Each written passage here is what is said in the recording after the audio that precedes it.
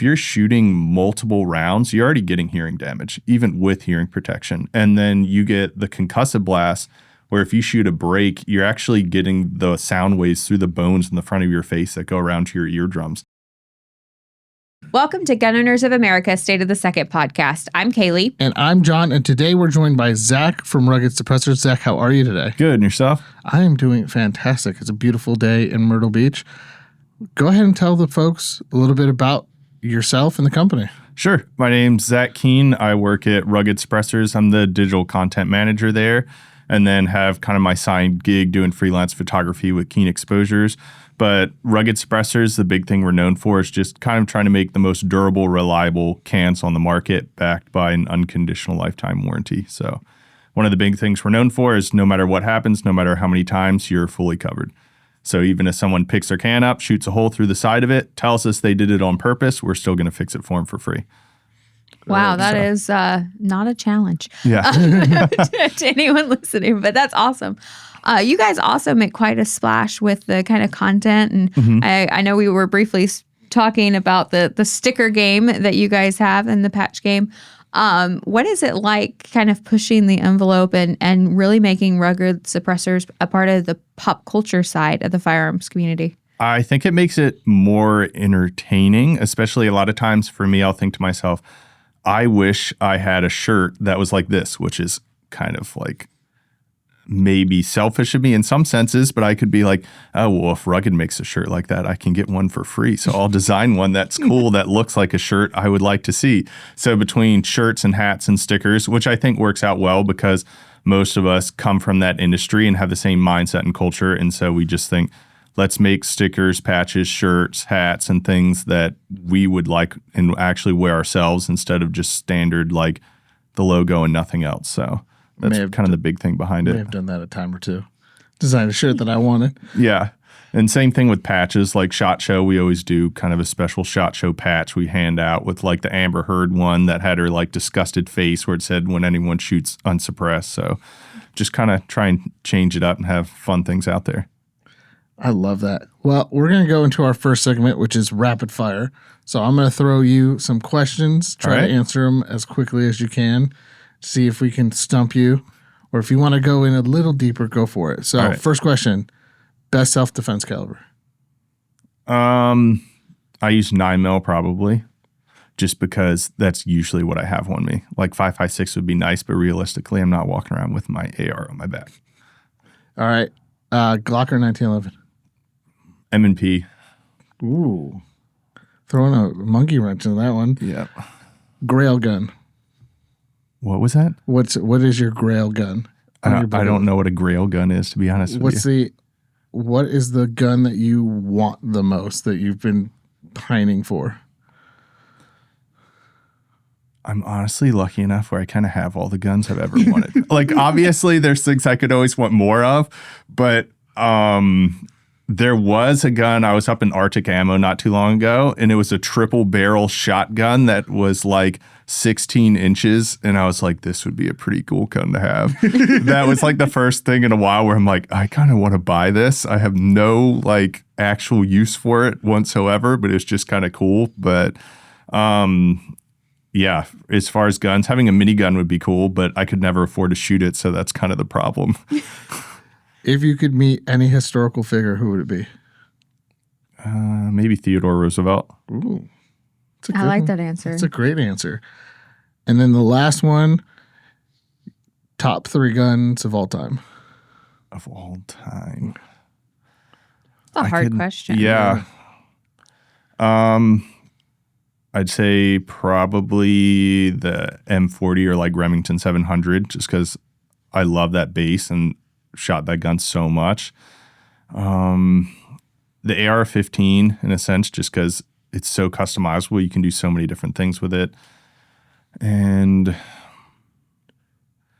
I love my M&P. It's probably my favorite striker file pistol. I feel like it's probably the most underrated pistol on the market, if I'm going to be honest. I mean, I tend to agree with that answer. Especially you throw an Apex on it and it's just amazing.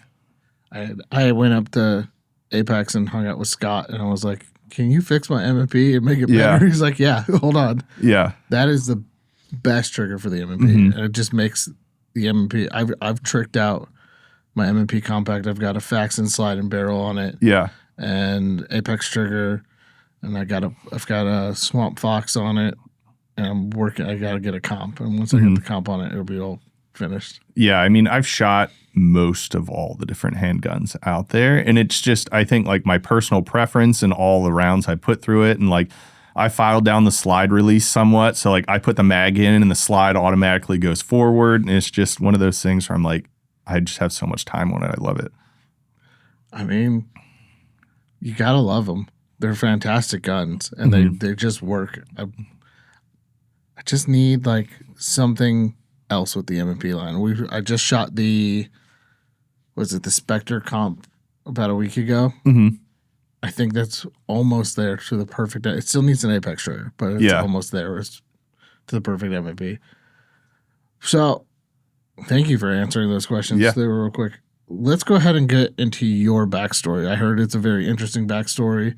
So kind of dive in and tell your whole backstory. Okay. So I came to the industry in 2016 from the Marines. So I was a scout sniper and then did a little over 5 years.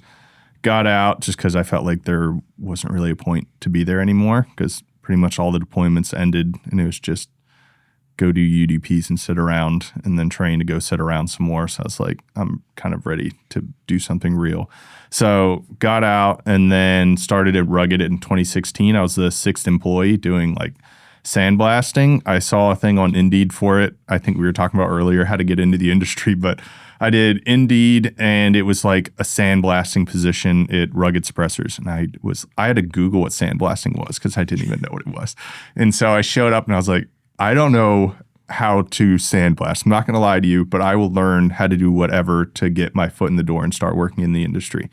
And so from there, I kind of started helping out with sales events and things because at the time it was 6 people. So it was literally like, raise your hand if you want to go to this event this weekend. And that's kind of who went, and then started doing like testing and R&D things and along those lines of just shooting things and testing them out and checking accuracy and things along those lines. And then kind of worked my way up into the marketing position that I'm in now, where for a while I was kind of running all of Rugged's marketing by myself for a few years. And then got in Callie Baldwin, who's now the director of marketing. And so now it's kind of the two of us, and we've grown the team from there. Yeah, and you mentioned on the side you do photography and stuff. With it. What made you get into photography? So I was stationed in Hawaii, and I remember taking pictures on my phone, and I was like, this doesn't look anything close to what it looks like in real life. So I got a camera and kind of started working that way and trying to get better at it and see what I could do to make it look more realistic. And then on the scout sniper side of things, I did photos for like surveillance, but that's a completely different side of taking pictures. You know, it's nothing artsy. It's just like, here's a picture of this guy doing this thing or like whatever compound kind of thing, you know? And so from there, when I started at Rugged, as I was saying, we had like one person in marketing at the time. The company was so small, and he would just take pictures with his cell phone because he was just like, I'm not a photographer. I just need something. So I was like, well, I at least can use a camera. So I kind of grew from there and then got better at it. And then for a bit, there was an opportunity to go with Clandestine Media Group for an internship for photography. So I took that and then worked with them for about a year and then left and traveled full-time in my camper for a bit and then ended up coming back to Rugged. That's awesome. So do you do a lot of like the overlandings kind of stuff, or is that like a passion project? A bit, yes, except I can't afford to do it properly. Like with some of the rigs out there, you know, that are like hundreds of thousands of dollars. And I'm like, I would love to have a rooftop tent from Go Fast Campers that I look up the price and I'm like, I don't have $10,000 to spend right now. I totally get it. Turtle thinks that I have money because they keep targeting me as if I should be able to afford their product. And I'm like, I'm not capable of that. But I appreciate that you think so because I find your product amazing. Yeah. So I have like a Silverado, just 1,500 in a camper that I just pull all over. Like I bring it all over BLM and public lands and stay out there. And then If I don't have the camper, I just have a tent because I can't afford a rooftop tent, or at least I can't justify the money to me because it's like I could buy a brand new dirt bike, or I could get a tent that goes on top of my truck, or just set up my tent right next to the truck. So as of right now, that's what I do. Yeah, we just got I just got a Ranger, and we got a bed tent that we're trying out right now. And I'm just like, I would love a rooftop tent because everybody we go with have rooftop tents. I'm like, Yeah. I feel left out. That seems a lot cooler than my little tent that pops up in the bed of my truck. Yeah. Well, at least you have that. Where for me, I'll go with some people at times. I'm like, I'm the poor guy. They're all like pulling out their like Domatec refrigerators and like all the like camp stoves and everything. And I'm just like, I have my jet boil or a fire with a stick and a hot dog. That is my in-laws. They are very big into the overlanding stuff, and I love it. But it's difficult. We find that we're going camping less and less just because like our kids are so young. And it's like I have to have something off the ground to corral them. Yeah. I need a place to put you. So Yeah. Well, I make fun of, so in college, like I was backpacking. That was my camping. So I was like, hammock, tarp. Yeah. I'm good to go.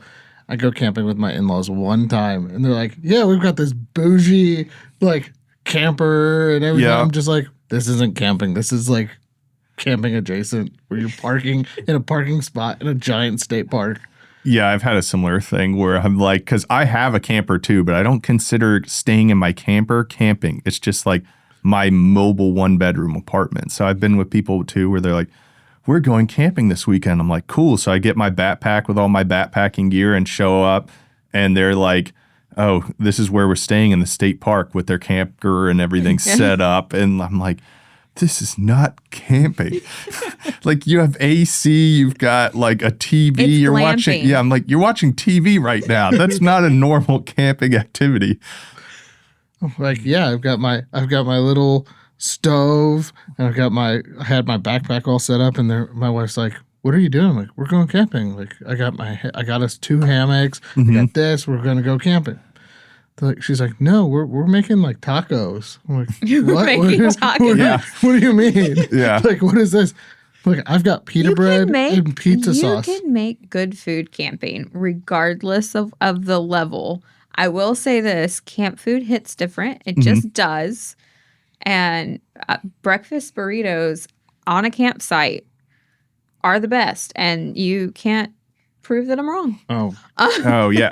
They definitely are. That's like, I have a friend and he'll bring like steaks out, like, and he'll just keep them like cooled in his pack and do that. And I'm like, I like camping with you because I'll pull out a mountain house and I'm like, and I'm also a terrible cook. So I'm like, this is the fanciest cooking I ever have anyways. And so I call them adult Lunchables.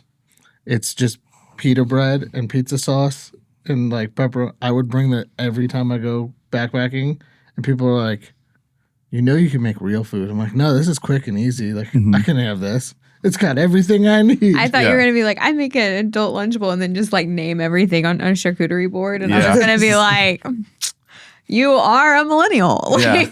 No. I'm like, I brought beef jerky. They're like, why? Because that's camping food. Yeah. It's like lightweight stuff that I can throw in a backpack.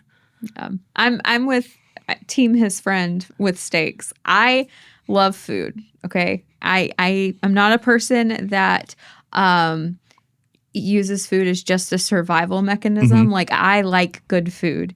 And I think that's why I have a good husband, is because I have trapped him with good food. Yeah. So I definitely tend to go like overboard when we go camping. Like, I want good breakfast burritos. I want steak. Like, I want the meals to mean something on a camping trip. Well, So since we're talking camping, what is the best backpacking / camping gun? One of the guns, I just got back from Alaska not too long ago, and I was running 4570 from Marlin with the new like Magpul setup, and I absolutely love that thing. With like a Leupold, I had the Mark IV 1-4 on it, and then kind of put like the hand stop thing, which everyone thought was stupid because they were like, that's just too tactical. And I'm like, if I'm hiking for 6 miles at a time, it's nice to have something where the gun's not like slipping around in your hand. So that was really nice, especially having to worry about like bear country and things along those lines. So kind of depends where you are though, because on the East Coast, I just like having like a fold up 22 because I can just set it up. And once we get to the campsite, I can just shoot 22 and screw off, and it's a great time. I think right now mine is a 10 mil 1911 only because I've got mountain lion and bobcats and other things to worry about. Mm-hmm. And just like, cool, I'm going to get this. Hopefully I don't run into anything. Yeah, that's a good option. Eventually, I'd like to get a 10, but I haven't yet. Fun. That, and it's nice because you can actually shoot a bear with it.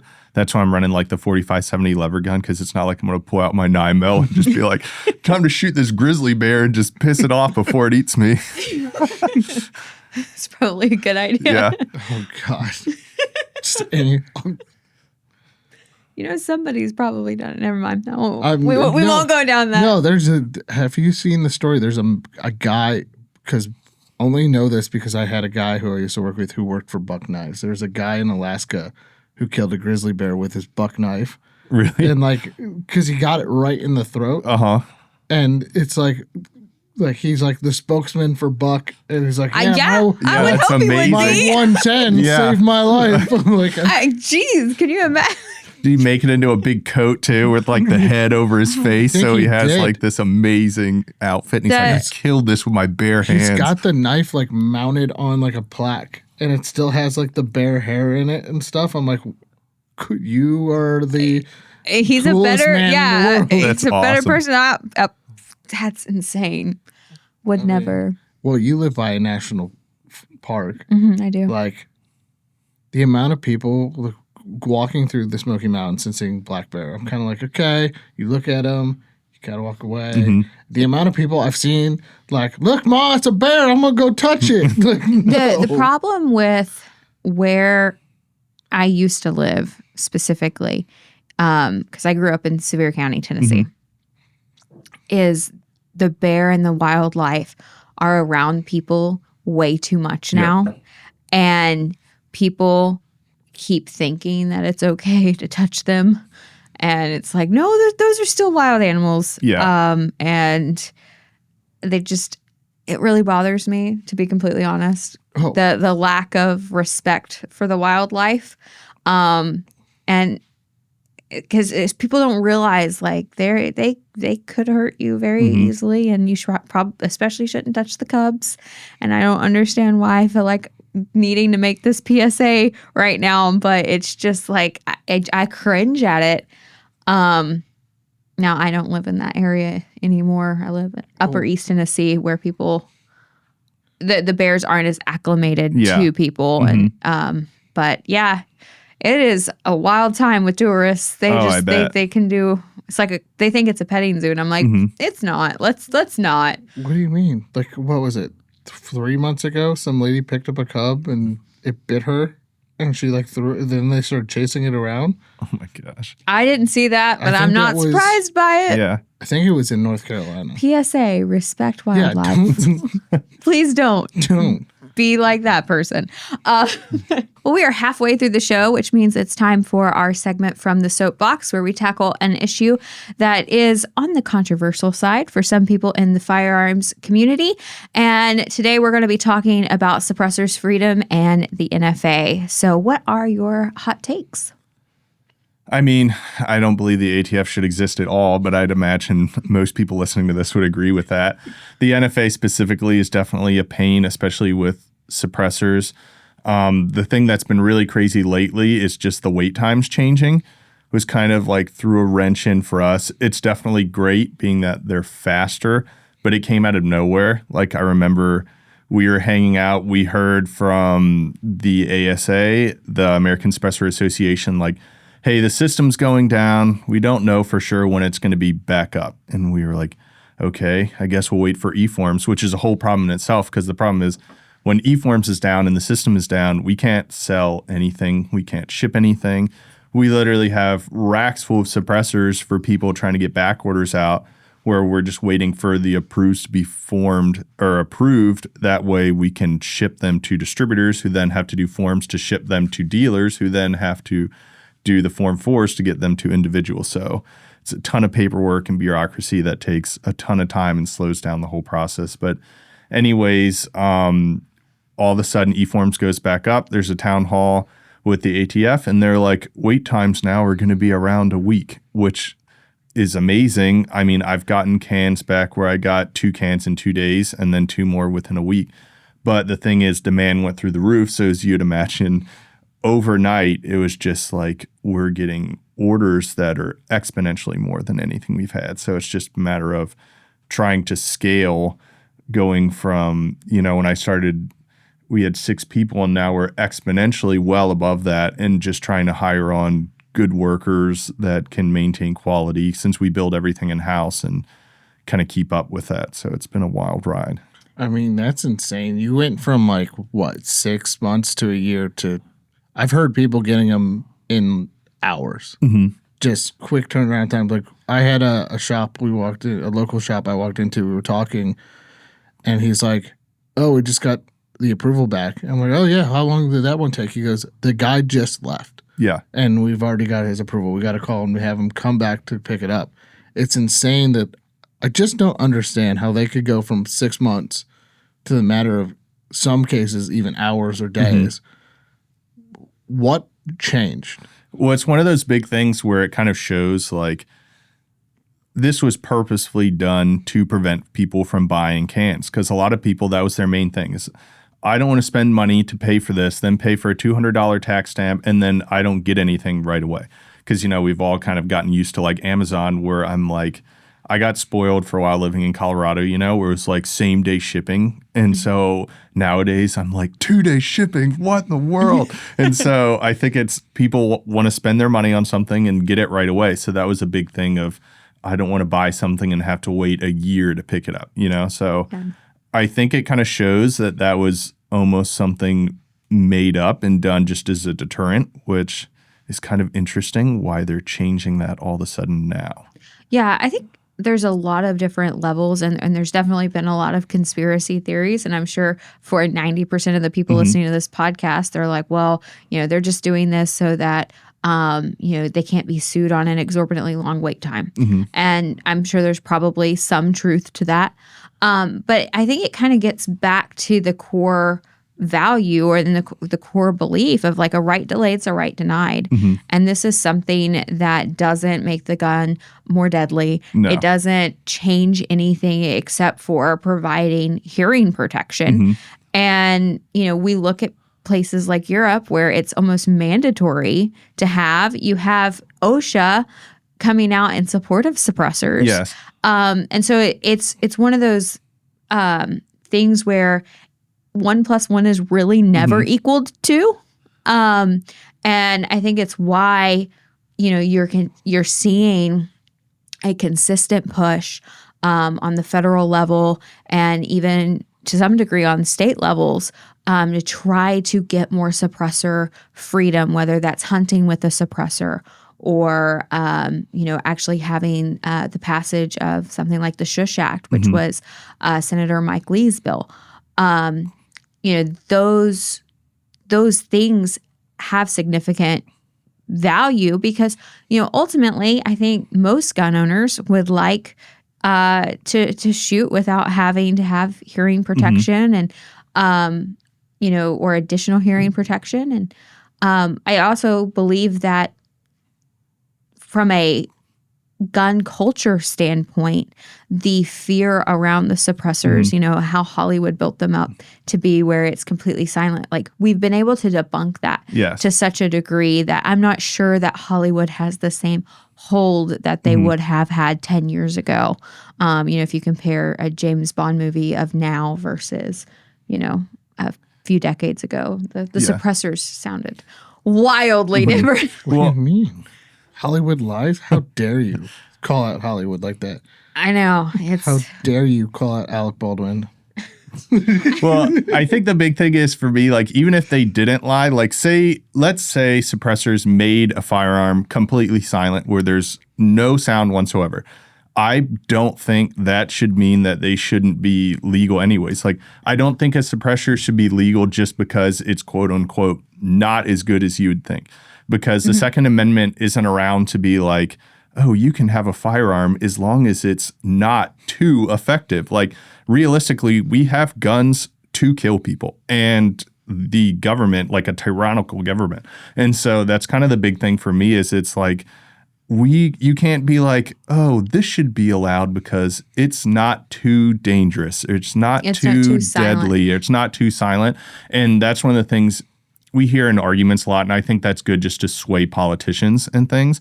But in a sense, I'm like, I don't believe we should have any infringements on rights or for firearms in general. So what happens when one day someone makes a suppressor that you don't hear anything whatsoever? Is it all of a sudden they're going to be like, oh, well, now we should make these illegal because they are too deadly? That's an excellent point, especially as, we continue to improve technology and durability and those sort of things.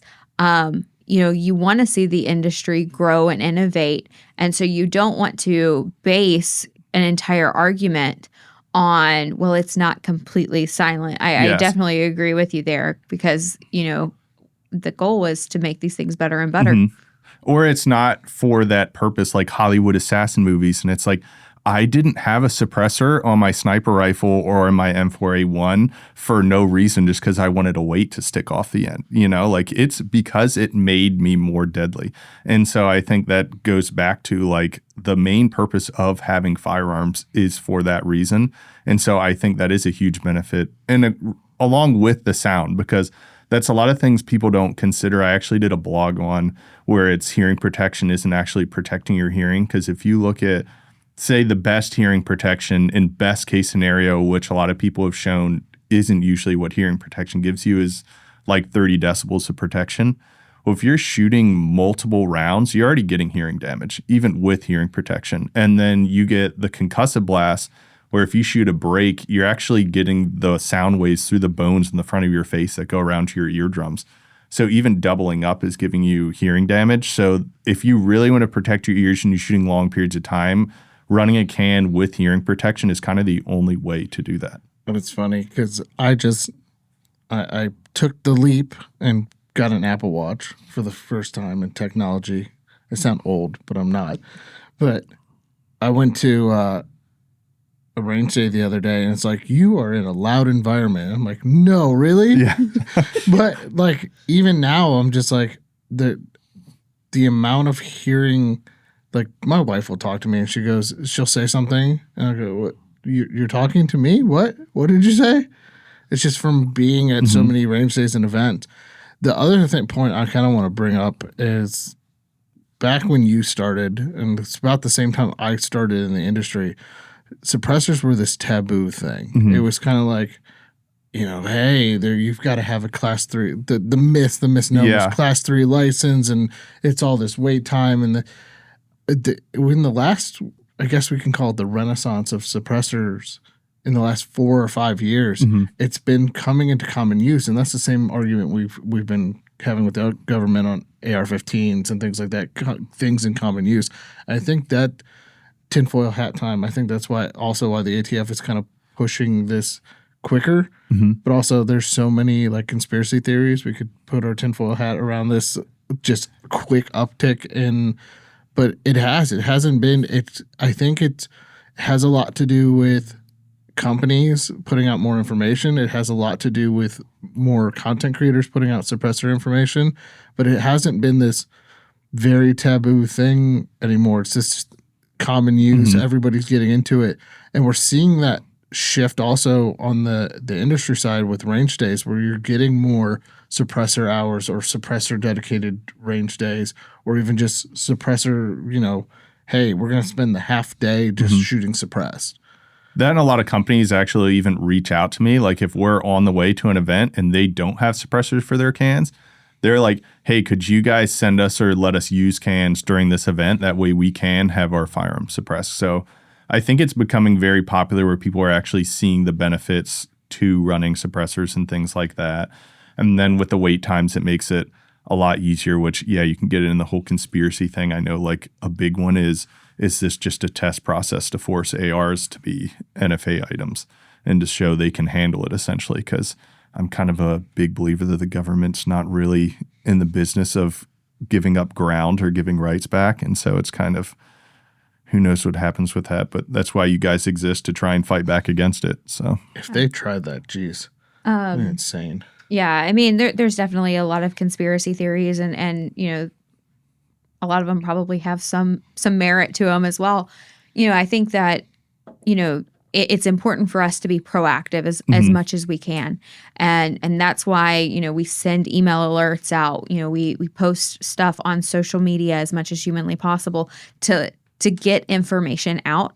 Because let's be completely honest, unless you are on our legal team or you're on our state and local or federal team, you're probably not spending your day reading every single thing that the government puts out, finding the gun control in it. Yeah. And I'm so thankful that we have those people. And I am also equally, if not more, grateful that I am not that person. Yes. I like the email digestible version. I think I would pull my hair out. It's just not for me. But I'm so thankful that we have them and that we have the ability to get that information out, because you have to be proactive on these things. And we have to constantly get things like the Shush Act or the Suppressor Freedom Acts introduced. And we have to, even if they're not going to be signed by the current administration, or maybe depending on when this episode releases, we don't know who the president is. The world could be burning down right now. The world could be burning. We have no idea. This has escalated way too quickly. Yeah, I'm in China for World War III. You know, we have, you know, this will come out after November, so I don't want to say, you know, but, you know, President Biden was not going to sign a Suppressor Freedom Act, right? But we get them introduced and we start talking about them, because hopefully, eventually, we can have a president in office that will sign those things. And you have to have that groundwork, and you have to, you know, get all of your ducks in a row to be able to capitalize on any momentum that we do have. But one of the things that I think is interesting, that I don't feel like is talked very much about when it comes to suppressors, is probably one of the slowest moving ships, so to speak, within the gun community, and that's the hunters. You know, we're seeing now, I believe it's like all but 3 states, don't quote me on that, that allow hunting suppressed. And, you know, we've been able to kind of pick those off one by one. And, you know, that also opens up a new market, because yes, they might not be going and shooting thousands of rounds, but the more that we're able to kind of add to the coalition, the better we are on actually being successful.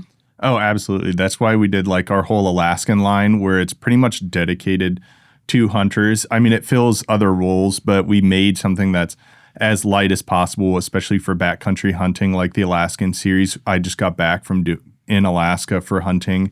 And that's a big thing people are pushing, just because no one's walking around with earmuffs on because they want to hear what's around them.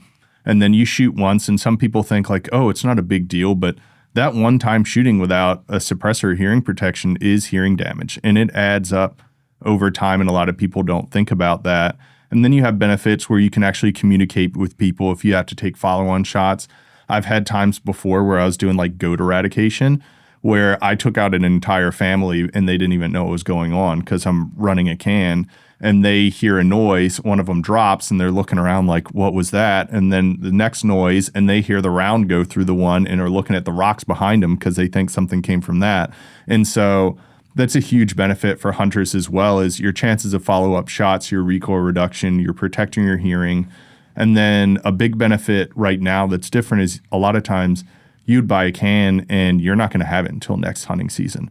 Whereas like you were saying earlier, with can turnarounds in a year or an hour, you can purchase a can now and actually have it for hunting season, which is a big thing I think a lot of hunters didn't do, because they're like, I don't want to have to spend my money right now for something I can't even use until next season. Yeah, you definitely have to be thinking about things like way in advance previously. And it is nice to see that we're getting more suppressors out on the market and to everyday people because, this is a winnable fight when it comes to, dismantling the NFA and actually seeing a restoration in our rights, which I think a lot of people have kind of been hesitant about that feeling that we can have success. Yes. Because it feels like we've been, especially on the federal level, playing in a defensive mode, trying to protect what we have. Whether that is, the pistol brace wanting to make millions of people felons overnight, the bump stocks before that. And so, I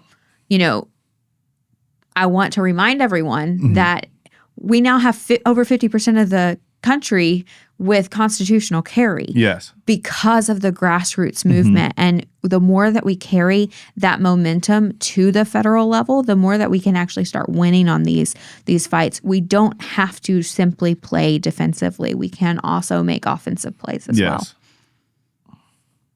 Which I definitely think is something that's huge because it can definitely be discouraging. And especially like with the emails you were saying help a lot because people have super busy lives. I mean, I don't have time necessarily, and I work in the industry to keep up with every single law or every single thing happening because especially it's not like it's on mainstream media. You don't go on Fox News or CNN and they're like, check out the new infringement of the day or like whatever gun right movement or like gun rights or Gun Owners of America come out and are winning these battles and people aren't necessarily seeing them unless they're following you guys because it's not coming out on mainstream media to show like, hey, we're actually starting to make ground or at least hold the ground, which I think is a big thing in itself when you look at just the huge movement to come after us of actually being able to fight back of the bump stocks and pistol braces and things along those lines. Yeah. And it's more than just the general culprits. I know it's very easy for us to say,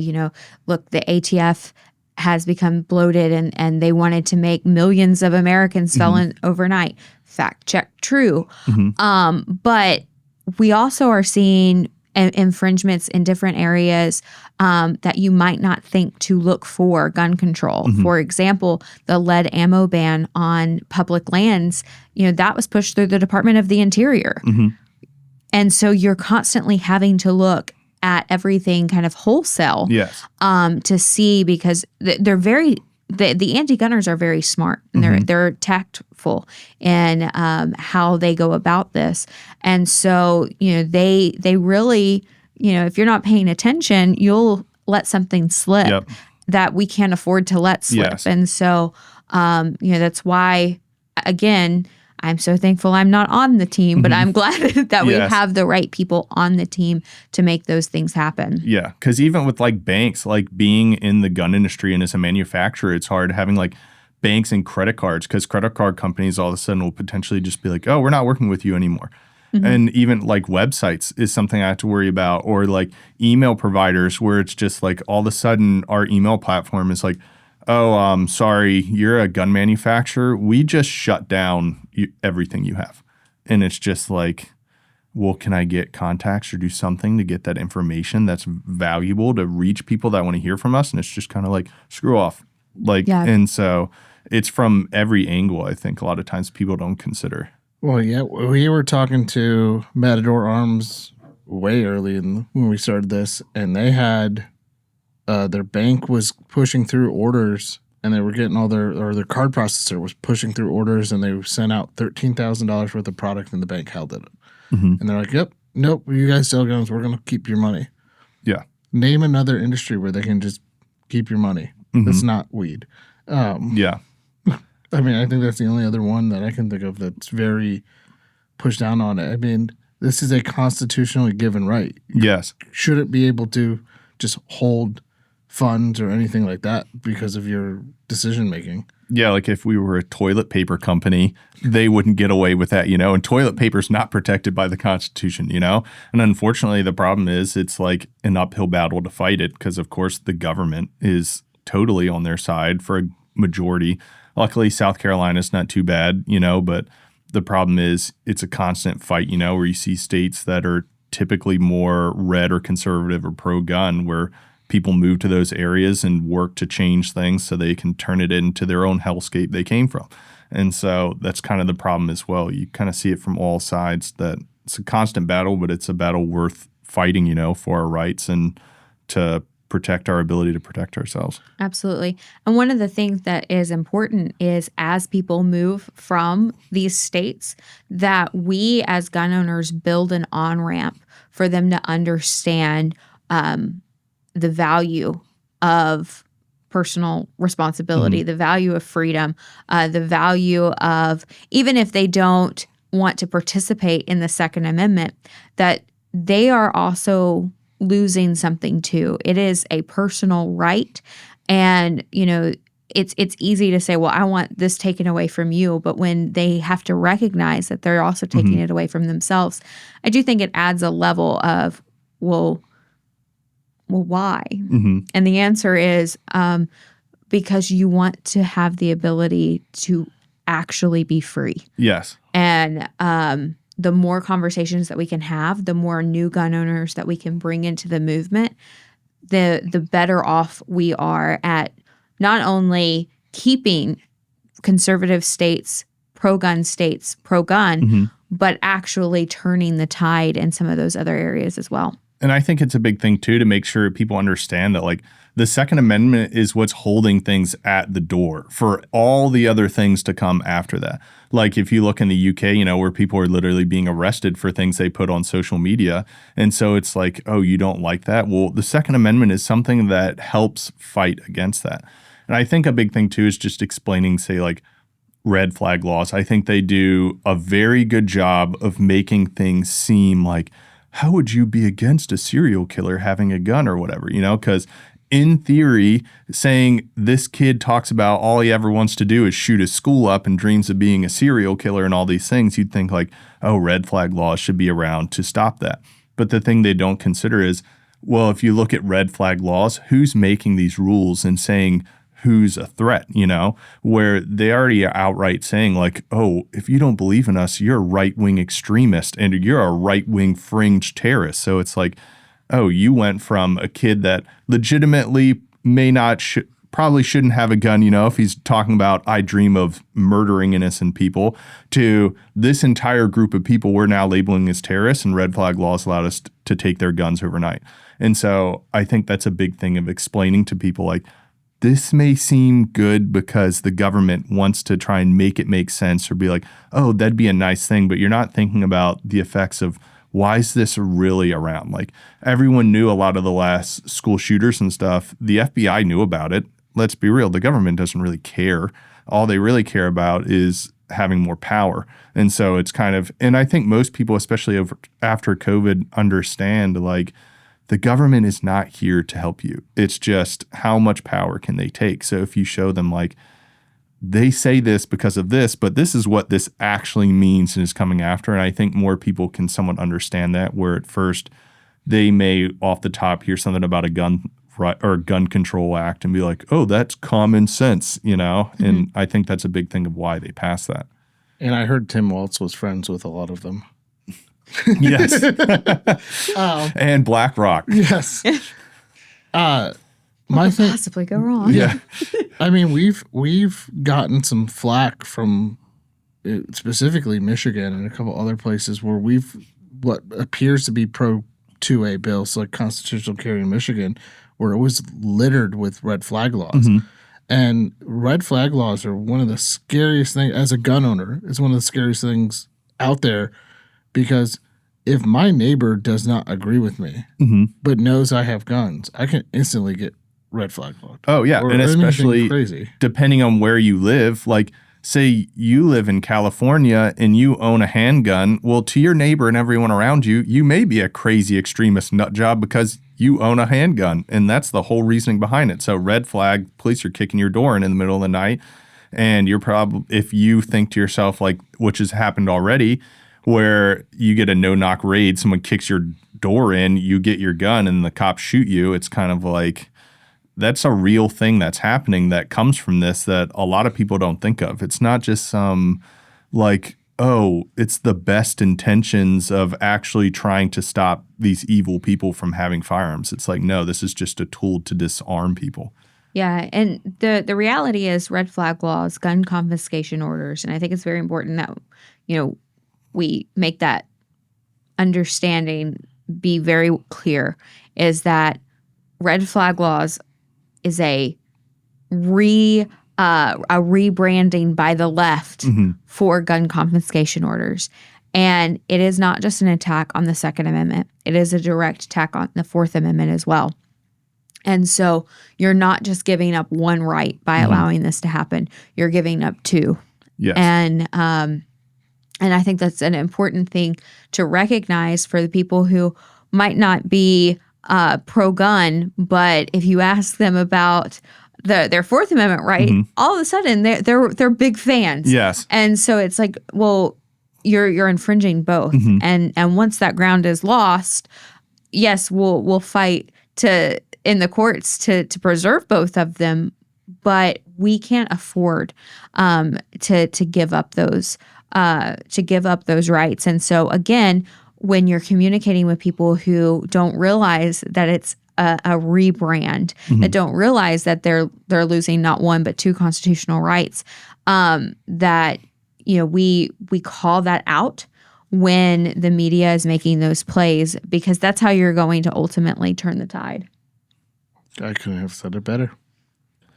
Big thing too, a lot of people don't even consider is like the veteran community with suicides and how everything's a huge issue on that side. Is there's a lot of people that are like, and myself included at times, where it's like, I wouldn't want to see a therapist. And some people were like, oh, that's far-fetched. And it's like, all they have is like, oh, veteran with this background goes and sees a therapist for mental health problems. It's like, oh, immediate, like that's an easy red flag thing to go after. So there's a good amount of people that they don't want to potentially see a therapist if you would need one, with having issues with suicide and things like that. Because it's like, I don't want to have something like that on my record that's a means for them to come and kick my door in and take my guns or potentially kill me. Yeah. And, especially on the veteran issue, and I'll briefly touch on this topic, and I know we're running out of time. There have been such a direct attack when it comes to the Second Amendment and our veterans. And it's not because of the suicide rate or because of PTSD or whatever the talking points want to be. It's because they don't really want those rights to exist. And what I'm referencing is the VA's Fiduciary Act that we've been fighting for over 10 years now. And it's basically, if a veteran is having to receive help with their finances or having an issue accessing the benefits that they earned, it's up to the people navigating the system of the VA, and they can just suspend your rights because you're not capable of managing your benefits. And that's ridiculous. Yes. The VA is wildly convoluted to begin with. It's very hard to get appointments. It's very hard to navigate just in general. It is a known struggle that veterans have been having for years and years and years. And to then punish them for using the resources to help them get the benefits that they earned is such a backhanded response to people who serve our country. And it's why we've been fighting this. Again, I believe we're in our 11th year of fighting the Veterans Fiduciary Rule. And that is outrageous and egregious. It is. I don't know how to fill in that. I didn't honestly even know that was a thing. I'll have to look into that, because that's one of those things we were talking about earlier. It's not something where they're going to outright talk about. And as you were saying, like in the fine print is how they do all that stuff. It's like the similar thing, where everyone's losing their mind about the whole Immigration Act, where it's like, oh, well, you had a chance to fight immigration, but you voted it down. It's like, well, if you looked in the fine print, it actually says like hundreds of thousands of illegals are allowed in per however many, like much of time. So it actually didn't do that. So it's a similar thing where as you were saying, where it's like, oh, this is a pro-gun movement. But if you read the fine print, it actually isn't. And it's just their way of slipping things through. Yeah. Well, it's like any bill that goes in, the left is really good at this. And they'll put out a bill, and we've seen it in their budgetary bills and things like that. They'll put gun control in it, and we'll contact our senators and congressmen and say, don't vote for this bill. And they'll go, look, the right doesn't want this bill passed. They don't want to solve the government. We're going to have to shut down. We're going to have to do this. But there's so much other stuff hidden in it. If it was just cut and dry, you know how much more stuff we could get done? Yeah. Like a one-page paper, but instead it's like thousands and thousands of pages, and they're just like, we just came out with this like bill that's thousands and thousands and thousands of pages. Pass. Yeah, and you have no to read time it. to read it. You have no time to read it. Just pass it or don't, and it's just wild. But that's how they get all their stuff through. The fact that we have politicians that you can go back and look on record that say you have to pass it to read it. Yes. On legislation. Should just infuriate. And these people are still in office. It should infuriate every single American. And then I'll make this final point, and then I promise, like, I'll shut up for the rest of the time. But it blows my mind when you look at some of the must pass bills, the can't fail bills. Those things are so convoluted. They rarely mean what they say. It'll be, the Safer Community Act, for example, the bipartisan gun control bill that passed.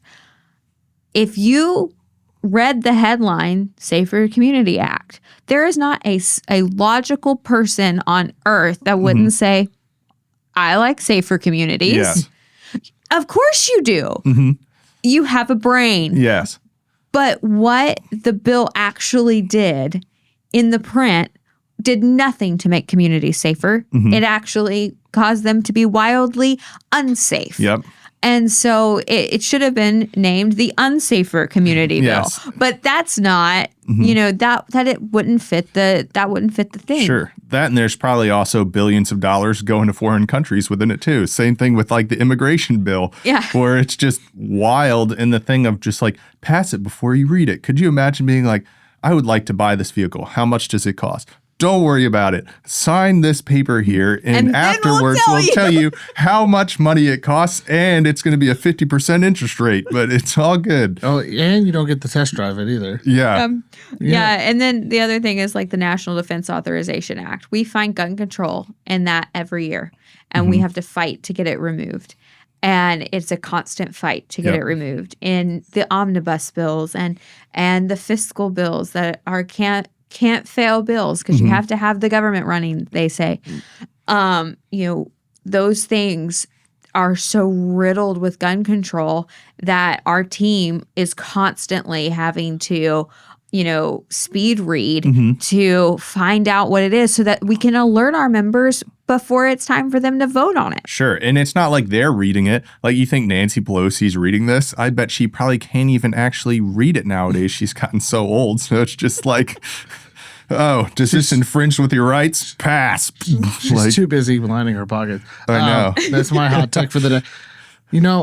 My favorite line from The Office, and this should go to all politicians, is from Kevin. It's why use many words when few words do trick. Yes. I'm just saying the Second Amendment's 27 words, and there are millions of words infringing upon them that have past tense.